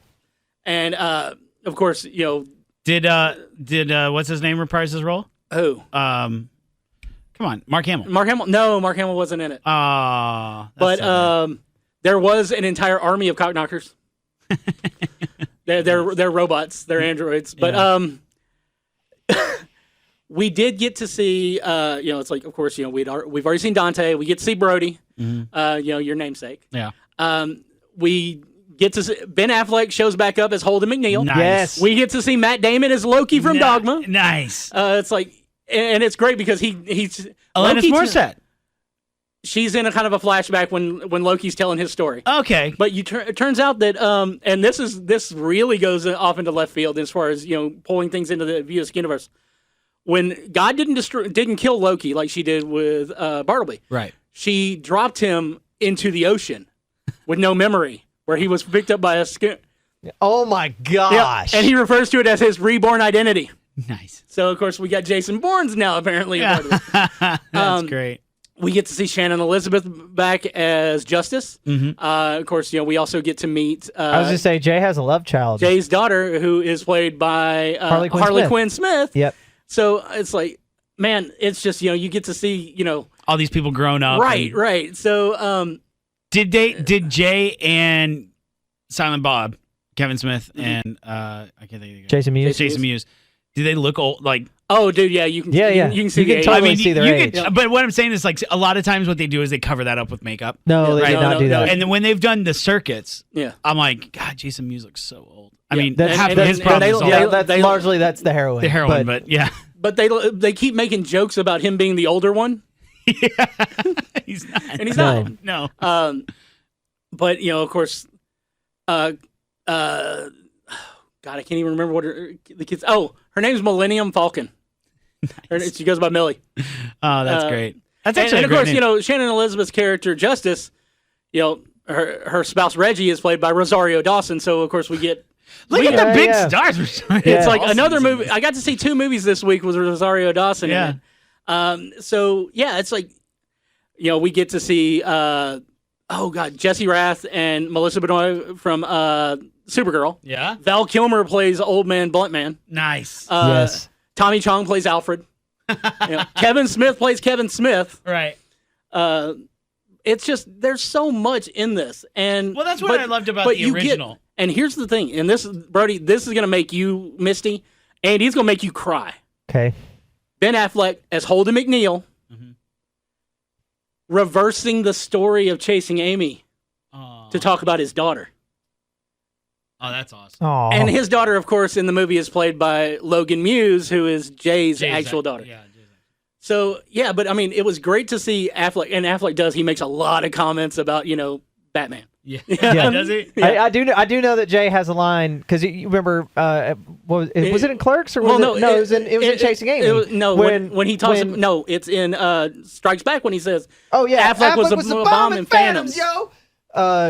There's a line in Reboot where Jay gets to say to Affleck, Affleck was the bomb Batman. Really? Yeah. As anybody who's seen Strike Back, of course, Diedrich Bader returns as the Hollywood security guard. Great. Yes. And he chases them through what it's called Chronicon, which is a convention based solely around Jay and Silent Bob, Blunt Man and Chronic. Okay. So, and that's, Millie has a friend who she's fixing to lose her visa. She's going to have to go back to China. Her last wish before she goes back is to go to Chronicon because she loves that movie. Right. Twist, that's not her reason for being there. No. But Chris Hemsworth also is in there as a hologram, and he constantly has to tell people, "Do not hump the hologram." It's great. It was one of those movies where and I mean they do Method and Red are there. I was a little sad that Tracy Morgan wasn't in it. Yeah. Because Pumpkin Escobar is probably one of my favorite Strike Back characters that wasn't Jay and Silent Bob. Yeah. But yeah, it's like there was anybody that Kevin Smith has worked with, he found a way to sandwich in there. Except Bruce Willis. Well, yeah, but nobody wants to work with Bruce Willis anymore. They do a thing where of course they're running all over the place, and since Kevin Smith is directing Blunt Man v Chronic, it's Kevin Smith finally gets to direct a comic book movie. Right. Yeah. Okay. So, but there, so of course there's a lot of Kevin Smith stuff in the, at the con, and they duck into a panel room to hide from Diedrich Bader, and it's the Clerks panel, and it's the cast of Clerks. Yeah. In black and white, and then when you look back at Jay and Silent Bob, they're in black and white. They scream, they run out. There's so many callbacks, but it was just so much fun. And of course, Jay eventually reveals that he is Millie's dad. Yeah. But there's a lot of just parent child things that you just kind of I understand this, but yeah. I love Kevin Smith movies. I really do. We'll never say that they're quality films, but they mean something. They're to a us. fun watch. They are a fun watch. Yeah. But I can't wait to watch this one. Oh, dude. What's his next move? I know this is a Fathom event. Right, so this was a Fathom event. We did the one night showing for Reboot, and then we did the double feature of Strike Back and Reboot. Right. Now starts the road show. And as he goes to different locations and does a live show with them, him and Jay are going to be there, to do Q&As and everything afterwards. Once it shows there for the road show, it opens in that location. If it does like Red State did with their road show, in about 6 months he'll drop it on video, a video on demand or Netflix, something like that. I am a little sad that he didn't manage to work. Yeah, nobody ever works through the South. Yeah. Well, no, he's gonna. I think Nashville. I think Chattanooga is the closest one to us. Of course. Yeah. Which is like I'm 9 just hours away. I would rather Chattanooga get it than Nashville, though. Thank you. You know, True. Or Knoxville. I'd go to Knoxville. Yeah. I like Chattanooga. I'm sorry. We're the widest state in the union. Why does it have to be in East Tennessee? Or why can't it be, I don't know, Little Rock, Arkansas? I'd drive 4 hours. Right. Versus 9. Well, you know. Joe, drive us to Chattanooga. It's about 6 hours. No, drive us. We're not asking how long. Yeah, it's not, we're not asking anything. We're telling you to do something. I'm asking for your damn gas. Anyways, guys, until Reboot is on Netflix, we in Memphis will be SOL. But speaking of Netflix, Brody's got all the dirt on Big Mouth and Raising Dion when we come back. Geek Tank Radio energized by Dark Oak Press and Media, an indie publisher and media provider offering everything from Alice in Memphis to mystery to young adult and everything in between. Get the latest at darkoakpress.com. More below and on 1019kissfm.com. Keyword Geek Tank. That euphoric feeling when you found just the right binge? Let the Geek Patrol be your stream dealer as they help you find your net fix. Allie and I sat through the teenage weird puberty romp that is Big Mouth Season 3. And I think both of us can agree to this, right? That the best character by far is Coach Steve. I love Coach Steve. I like what they did with him in this season where he just appears in every episode in a different way. In a different way. Like he's a Lyft driver that crashes into a tree and asks, Can you give me 5 stars? Are you Laura? It's just hilarious. Coach Steve, and here's basically what I've deduced from Big Mouth. I hate every character. All the kids are so annoying. I hate all of the kids. The only one character I watch for is Coach Steve. Well, alrighty then. He's so good. What's the little that little bratty kid who finds out he's bisexual? Like, I hate him the most. I hate him so bad. I hope he falls into a pit. He's the worst. Yeah, and he and his family. Oh, I did like the superhero episode. That was pretty cool. Yeah. When they all get superpowers from Missy. And it was interesting to say the least. But yeah, I hate all the characters in Big Mouth, right? Minus Coach Steve. Like, but I think that's because I also hate pubescent children. That could be it. You could be right. Once they're going through the puberty, I'm like, please stay far, far away from me. So I actually watched that one because I finished Raising Dion so quickly. Yeah. This is a show that, quite honestly, should have been on CBS. Raising Dion? Yeah. I'm gonna stop you before you get into it. I tried watching it. Yeah. And I don't know if it's just like the state I'm in right now. Yeah. But I can't handle little kids getting bullied. Yeah. Oh, and no. the way that they treat him at that school. Yeah. I looked at my computer screen because I was watching it on my laptop and I just looked at it. I was like, I don't want to be punching a 7-year-old while I'm sitting here on my laptop. So I'm going to be honest with you. It's brutal to watch, and it makes you feel for every single kid who's ever moved, ever, or had trouble getting friends in a certain situation. I mean, genuinely, you hate those other kids. Yeah, I mean, and just from what I saw, because he's trying so hard to be, part of. I mean, I guess you could title this segment hating children. Yeah, but you genuinely do feel so bad for this kid, okay? Yeah. And then to find out his dad, his dad died in some horrific storm. Yeah. Okay, trying to save some other lady, who he didn't know or seemingly didn't know. I'm gonna go ahead and spoil it for you though. Yeah, go ahead. A lot of it was predictable. Right. A lot of the story arcing was very predictable, writing on the wall. Yeah.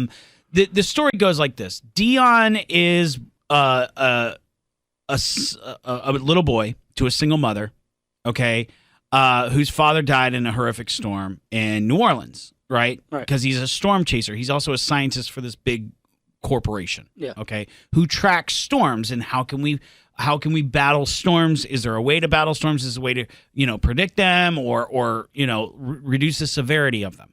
Okay, at least reduce the severity of them so people don't die. Well, long story short, come to find out, this company sent these people to the Aurora Borealis, where a meteor event happened and granted all these people superhuman abilities. Okay. Everybody got a different ability of some sort. Like metahumans. Yeah, they are Fantastic Four. Yeah, well, they are very metahuman. Like, there's somebody who can create, fire. There's one of the characters. She can basically turn into the Human Torch. Right. Okay. Dion's father has the ability to teleport. Okay. Okay. But what happens is it altered their whole genetic structure to where they can now pass it on to their offspring. Well, and see, we saw in the trailer, we saw Dion teleport, but in that first episode, we also see him stop a cereal spill. Right. Which, I don't know, if you've ever seen a kid look at something in complete awe and wonder. Yeah. That look was on Dion's face when that happened. There are times where Dion nails it, and then there are times where Dion wasn't feeling it that day because the acting isn't very consistent throughout. But I mean, minus like Stranger Things, okay? Yeah. It's one of the child actors performances. Yeah. You could tell he wasn't feeling it some days, and then there are the other days where he was just on, like the kid was just nailing it out of the park. So, but that's true for most of the characters in that show. But again, it's like I said, I got up to the point where he's trying to join them at the lunch table, and it's like, you can sit here, and then they all get up. Yeah. And it's like, no, because now I just want to punch children. And I should never watch anything that makes me want to punch children. But before that, when he's on his way and he's trying to do the magic trick in the back of the car. Yeah. But you see, when they show you outside, it's like every time he tries to do the trick, it's like he's making stuff jump out of the garbage cans and just like float for a minute and then go back down. I'm just like, man, that's gotta suck. It's like I'm trying to. Well, know this, Brandon. Yeah. He gets one of those kids in the end. He takes one of those kids who stole his dad's watch, which he uses as his anchor. Mm-hmm. And Dion, the kid steals the watch. Dion does not like that, and basically telekinetically pushes him into the wall. and it's great. But he doesn't go full Brightburn on it. He doesn't go full Brightburn ever, which is good because that could have gone very dark very quickly. It is TV PG. Yeah. Which is why I said it should be on CBS. Right. It should. Except we've learned that CBS doesn't know how to market shows to a younger audience. What I meant to say, it should be on a network show. And the only reason why I said CBS is because they like those feel good, bottom of the barrel feelers. Yeah, you say that, and then I think about it. The worst shows that I watch are CBS shows. I watch every crime procedural they have, every law show they've got. And both of course, pretty good. I'm sitting there waiting for Criminal Minds to come back just to see what horrible twisted stuff they did this year. Yeah. Maybe NBC. NBC's kind of nailing it out of the park right now. Yeah, NBC's doing good. Anyway, but in any event, it ends with the one friend, the best friend of the father, who's the mentor to Dion. Right. He ends up being the big bad. Yeah. And come to find out that he actually killed the father. And so he's their Magneto. Yeah. He is the big scary man, and so it ends with them defeating him. Yeah, Dion defeats him or helps defeat him with the help of the elicited help of the woman that Dion's father was going out to save in New Orleans. Okay, it's a really cute story. Do I see a sequel coming off of this? I don't know. Listen, at this point, I don't want one just because it is what it is. Just end it. Like, right. I know they opened the door to it, but I couldn't. It's a good one and done. Yeah. Okay. Well, I didn't get a Netflix this season because there's so much content hitting on non-streaming services. Yeah, it's true. We got the season premiere of Arrow this week, which was Arrow's back. Arrow has not been this hardcore since season 4. 3. No, season 4 was the fun one. Season 3 was kind of just more Batman retread. But this, you're right. You're right. Of course, we go back to the beginning. You know, and instead of being on Lian Yu for 5 years, he's been on Lian Yu for over a decade. Right. And, you know, Tommy Merlin's the Black Archer, and, you know, it's like Malcolm's actually innocent. Right. And Thea's dead. And, you know, Adrian Chase, who we know as Vigilante, is actually the Hood. Right. But watching Crisis begin with the Red Skies and the destruction of the first universe for Crisis on Infinite Earths, I don't think they could have done the Red Skies better. Yeah, I was going to say, so good. You know, again, going back to this, I think we talked about this 4 or 5 years ago. Yeah. These shows have no business being this good CGI wise, right? Because it is a network TV show. Exactly. Like they really do a bang up job with their CG in these shows. The Red Sky is prime example of that. Right. Again, you know, sticking with the CW shows, we also had a little bit of, you know, it's like a little bit of heartbreak, but at the same time, feel good with the Flash. Yeah. When you found out that Jay Garrick's, you know, wife is a doppelganger for Barry's mom. Yeah. Which, yeah, that moment when it's like, he's like, Mom.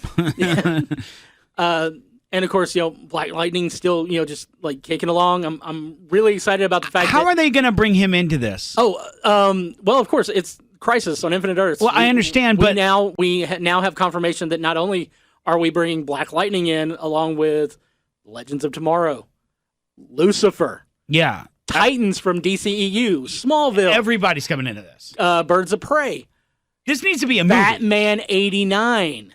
Yeah, Alexander Knox is, you know, pulls a paper out of the Gotham Gazette, out of the, you know, newspaper thing, and it's the announcement of Bruce Wayne marrying Selena Kyle, right? Which also is expected to be connection to the Birds of Prey stuff.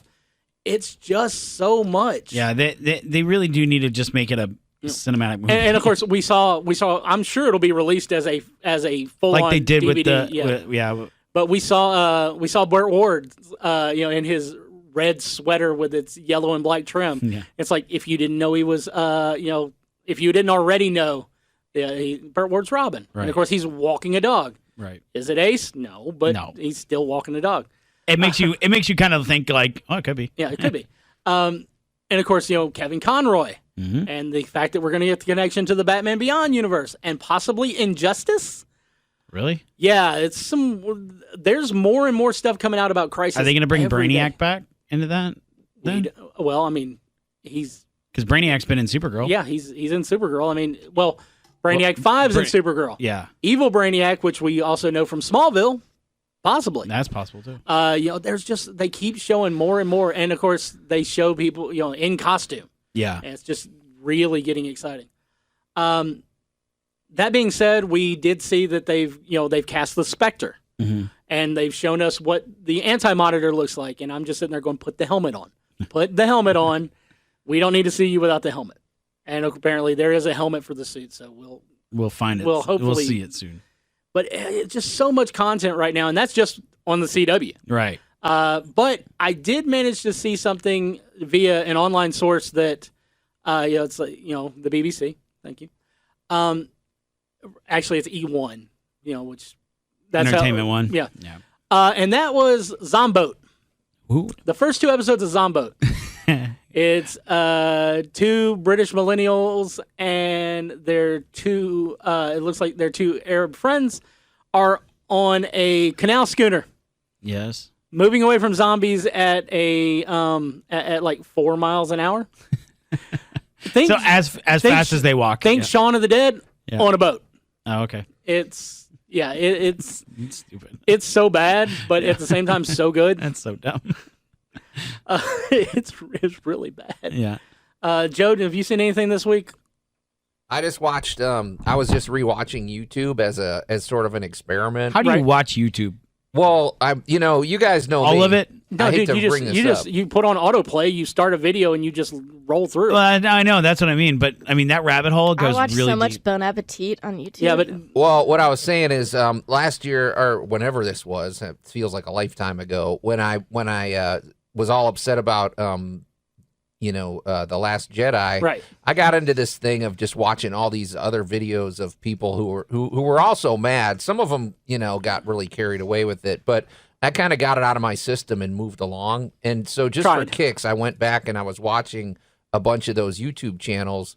And honestly, they're still talking about it. I mean, it's the same conversation. They're saying basically the same things, but now they've got like 200,000 or 300,000 followers instead of whatever. But the production value of the videos really hasn't improved. And I was like, what? I don't know, man. I feel like somebody lost a year of their life with this stuff. I don't know. It was a weird experience because I didn't feel anything. I didn't really care. And I felt like, have you guys moved along yet or what? No, Joe, they haven't and they never will. So here's this thing you got to think about though. Is if you go to comment on a YouTube video, even if you're fighting with someone in the comments, every time you click back onto that page, that video starts, so it gives it a view. Yeah. And and you see this on Twitter too, what are sock puppet accounts. So people will create all these other accounts so they can go in there and fight on your behalf, like you have this giant group behind you. Oh, and gotcha. it doesn't matter which side of the issue you're on. Right. There are people who will do that on both sides. Yeah. And then there will be some guy who's got 8 or 9 of them, and they'll all come in and go, well, I'm neutral on this subject, but nobody's neutral. Right. No. If you're neutral, you're not commenting. You just don't if you're neutral, what's the point of even being there? Right. Yeah. But it's so. I mean, they end up with these it boosts the subscriber thing. Every couple of years, YouTube goes through and it's like watch your videos. And your subscribers. All of a sudden, you'll see that wait a second, a fourth of my subscribers are gone. That's because YouTube goes through and they find these accounts that aren't showing any kind of activity or anything, and they wipe them. Right. Yeah. Is it a good practice? Not necessarily, but it happens. It happens. I couldn't finish any of the videos either. I watched about 3 minutes. I said I knew where this is going, and I was bored, and I turned it off. And it's weird that I cared so much about it a year ago, and I just don't care anymore. No, but that's the thing is, weird, you man. get in most of these videos, you get the gist of everything within a few minutes of it, and then it's the guy railing on the same thing, right? And the same thing. You ever get lectured by your dad or some, like an uncle or something about something, and you just kind of glaze over? You can't do it with your mom because she'll hit you. But they made their point in 30 seconds, and then they go on for 10 minutes about the same thing. Basically, yeah, that's your typical YouTube video, whether you're praising or arguing. Anyway, well, that's what I did. Yeah. Allie, what? You've been watching TV? Mostly just keeping up with our weekly shows, like How to Get Away with Murder and Stumptown still. Are you still in on that? Yeah, I like it. Stumptown's amazing. It's really fun. I can't get into How to Get Away with Murder. Oh, I love it so much. I'm so done. I'm ready for the season. I'm ready for this to be the end. Yeah. Because they've murdered enough. At this point, it's there's a lot of bodies in the way. I was like, you've gotten away with a lot of murder. We're reaching on Dexter kind of numbers. When they killed off that main kid, I think in season 3, I just stopped. Yeah, I think I was kind of done. I was like, oh, all right. I was like, they killed off the kid from Harry Potter. I'm not watching it anymore. Well, he was in Harry Potter for 3 minutes. He was still in it. He's still getting that royalty check. Dude. He was Dean. He was there for long. He was there long enough. But yeah, no, that's just what I've been watching mostly. I started I think it's the last season they're gonna make the Peaky Blinders. Yeah. But I'm slowly watching it because I love Peaky Blinders and I don't want to be over it. You brought up Stumptown. It's I think Stumptown is doing it absolutely right. They just kind of wrapped up a major case, and now they're going to be off for 2 weeks on hiatus and then come back to start a new story arc. Oh, that's nice. I think it's because most of these things, they start this big story arc, and then you got 3 weeks where there's no show, and it's damn. I also have gotten addicted to The Masked Singer. Oh, I love that show, dude. I haven't tried it. That is my I literally recorded. Who do you think the leopard is? I think they're on to something when they say that. I think it's Titus Burress. Oh, that's a great pick. When that last song, that voice, man, it sounds just like Titus. Follow up. You guys may have talked about it last season, but I watched El Camino. Oh yeah, I cried so much. It was so good. You have been the biggest Jesse Pinkman cheerleader that I've known in my entire life. He deserves so much better than he ever got. Walter White's a terrible person and just a gaslighter and a manipulator and just literally the worst. Anybody who idolizes Walter White should probably not be your friend. You should be afraid of that person. On a date? Yeah. But it was really good. I thought that it wrapped up a lot of things really well. I will agree with a lot of people saying that it was a long time. Like, there's a long time between when the last season ended and this movie. The, like, gap in the story is 0, but, like, in your mind, I haven't watched the last Breaking Bad in, like, forever. And so, like, there was a couple things that I knew that I should know it, but I was like, I don't quite remember it, but I still got what happened. So in other words, what you're telling me now is that you're going to go back, rewatch the last season of Breaking Bad, and then watch this again. Probably. I love it so much. Well, thankfully it's on Netflix, so we're all good. It's on Netflix. No, to go back to The Masked Singer, I've gotten them all right so far. Yeah. That's a great pick with the leopard. Yeah. The one that I think is the best, however, is the flamingo. Flamingo's awesome. I have a feeling it's like Christina Aguilera or somebody with like. Wait, so did you go the whole season without knowing? No. See, well, so each week they unmasked whoever gets the least amount of votes. Right. It's so good, Allie. You'll love it because here's the other part to this: the costumes are friggin' amazing. And by the way, you find out that some of these people who you think like, oh, they can't sing, have an incredible set of pipes. Namely in T-Pain. Oh, Ninja was on this season, and who knew that he actually did all right? No, I know. It's like, man, quit Fortnite, cut an album. Yeah, he was halfway decent. I was really surprised. That's I was cool. like, way to go! Start singing on your channel there, Yeah. Ninja. Andy, you got anything? No. That being said, Andy has a life now. No, but I did. Well, no. He's told us on. No, I just think that what he's been binging, he can't talk about on this show. Oh, there you go. Well, since Brody's not going to wrap up this show, I guess I'll let I don't know where we're going. We're going to the randoms, brah. Oh, yeah, let's get random. We've talked about them. We've played them. And now we'll show you. The all-new Twitch channel from Geek Tank Radio is here. Go Ready Player Geek. Where we unpack and dive into single-player, story-driven games, to fighters, to multiplayer shooters, to tabletop and card games, and everything in between. And stay up to date with us on Facebook, Twitter, and Instagram at Ready Player Geek. Check us out now at twitch.tv/ReadyPlayerGeek. Streaming every Sunday, Tuesday, and Thursday night at 8 Central. There's always those stories that defy labels. Thankfully, there's the GTR Random Roundup. So you guys want to hear something just completely gross? Yeah, please. I mean, let's start off our randoms like completely gross. Yeah. Joe, why are you still eating breakfast? It's been hours. Well, I don't know. Okay, go ahead. All right. Anyways, Bagley, Ohio. Okay. Blood may be thicker than water, but it'll still flood your basement is the first line of this article. Yeah. Okay. What? Does that not make you think immediately serial killer? It made me think of The Shining. All right. Nicholas Dana found out the hard way 2 weeks ago when he discovered 5 inches of blood, fat, and other animal tissue flooding his family's basement in Bagley, Ohio, which is about 45 miles northwest of Des Moines. He told the Des Moines Register he hasn't been able to clean it up because it's still seeping in. Oh, gosh. What? Yeah, so my boy Nick here lives not too far from Dahl's Custom Meat Locker. And apparently there was... Wait, it's a locker, though. It's not a slaughterhouse. No, that's where what that is? That's where they store the stuff after it comes off the slaughterhouse floor. Okay. All right, so this is where it goes while it's being cured and then sent to the various... So, officials say that a clog or a break in the pipe sent the waste into Lestina's basement through a floor drain. Okay. I mean, that's gonna smell. Yeah. So of course, they chop these things up. They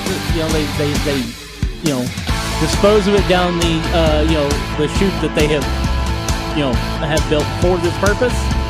And of course, it's like, Joe, you do home improvements. Yeah. But you also know what it's like when like a tree root or something screws up your plumbing. Oh yeah, I know all about that. So yeah, this is pretty much what happened This here. sounds worse though.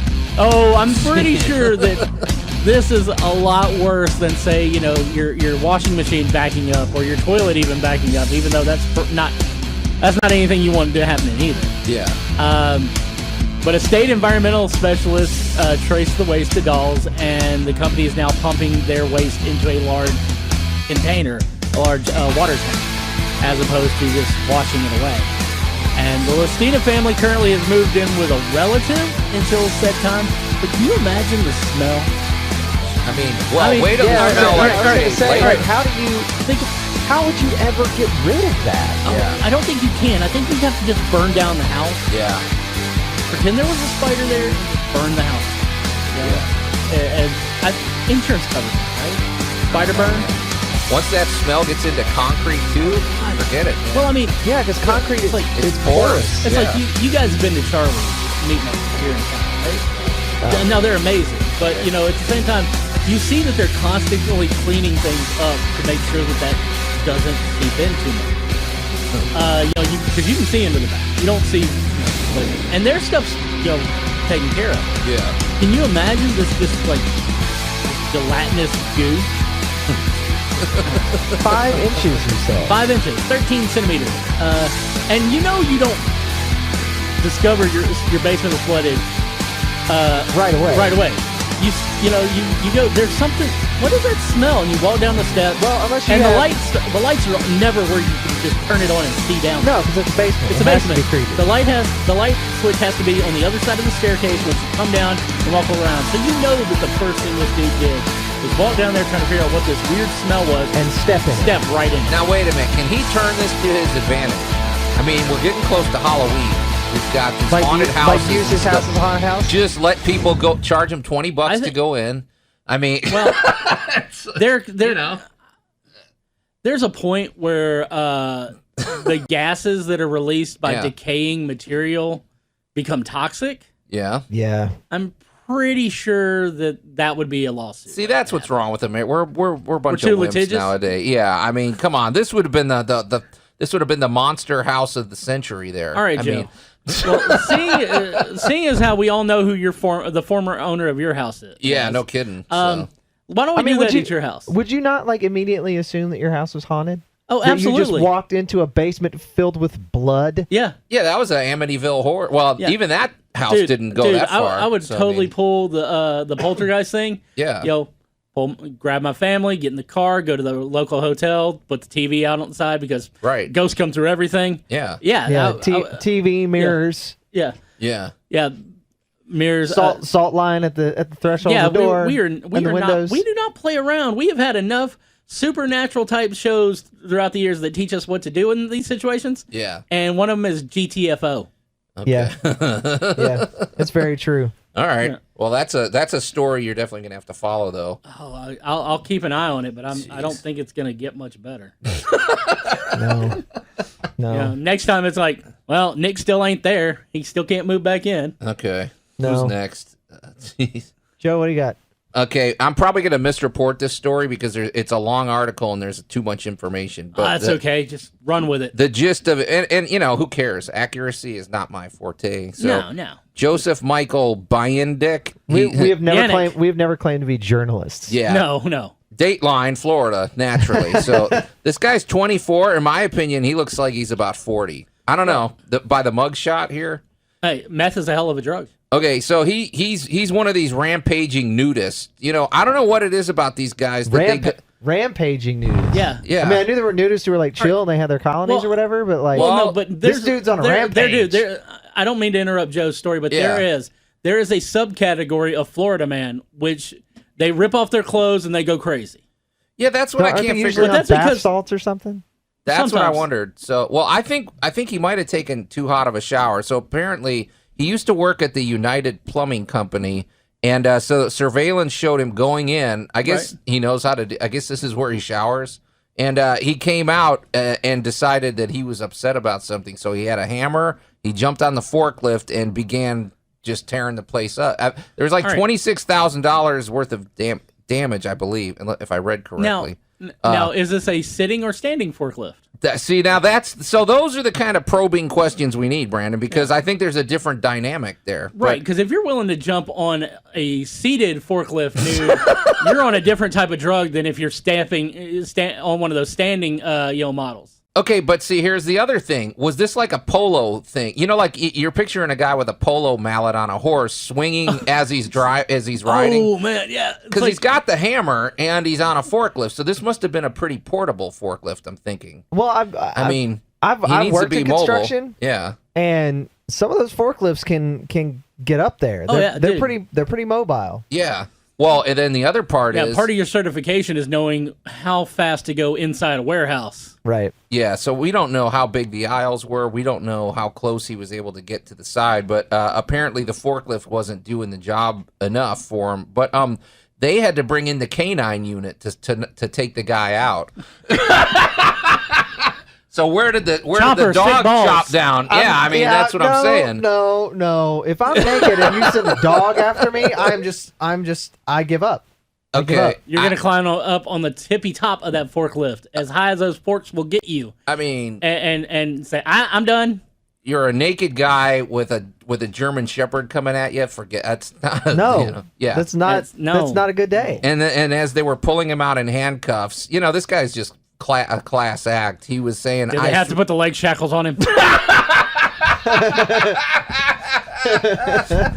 He goes, "I swear I was just taking a bleep in the bathroom or something." That was his claim. Yeah, it's like, I'm sorry, I would have called. Since I'm already calling out the canine unit, I would have gotten the animal control guys to come out with those those collars on sticks. Yeah, those choke collars. Oh, there you go. Let him out with that, because I don't need to manhandle that guy.